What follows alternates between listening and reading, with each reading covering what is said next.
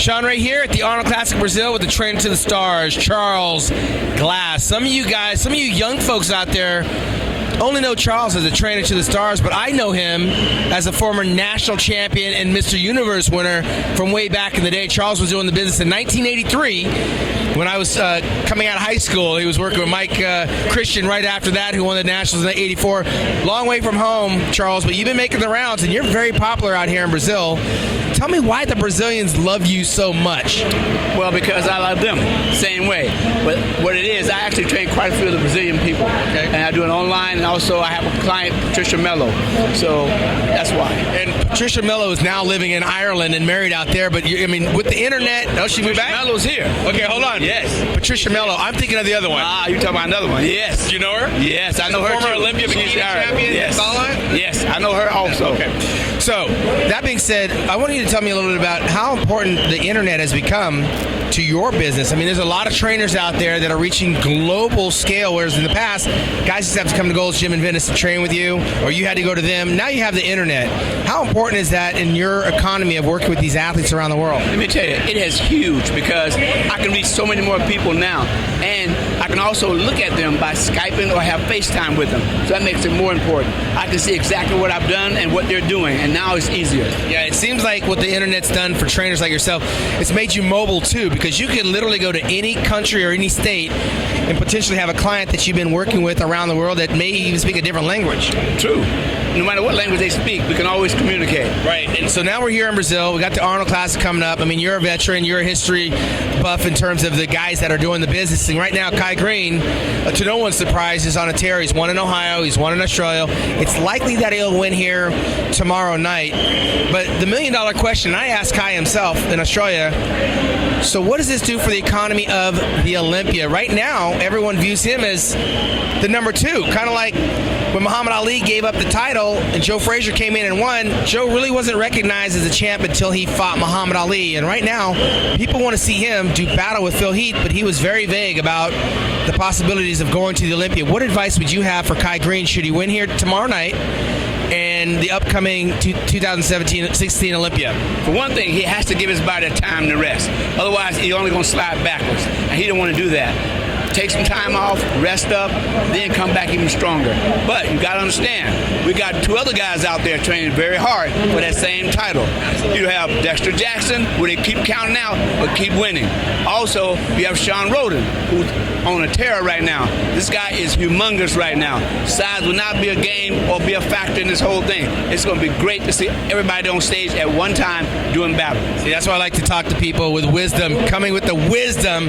I wasn't discounting those guys. Dexter's the number two guy on paper. Kai Green had a very long layoff. He had 18 months. This is his third show this year. And Sean Roden's had a very long rest, so naturally he should be a front runner.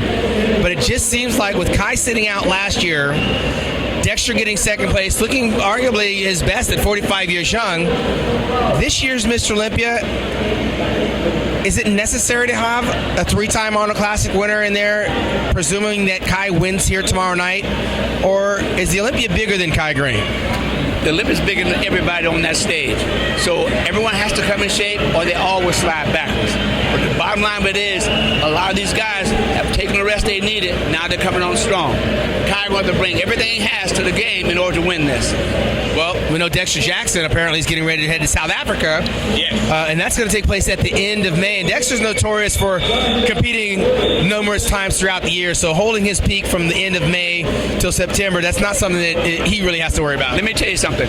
Dexter knows when to rest and when not to rest. He will take a rest in between those shows and come back even stronger.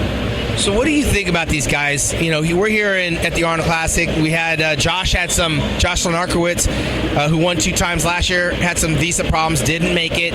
Very small lineup. Arnold's giving these guys an opportunity to make money, to become global athletes, and a lot of these guys are sitting out and waiting for another show.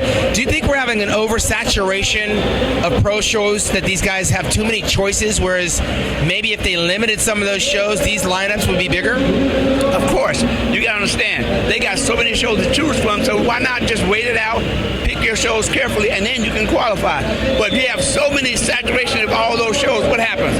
Guys say, okay, I ain't got to go in this, I go in another one. But when you start limiting those shows, what happens? Now you got to compete. Right. So everybody have to jump into a show. So it's better for them. I think right now we're running into that where some of these shows you may not be able to just hand out a sanction.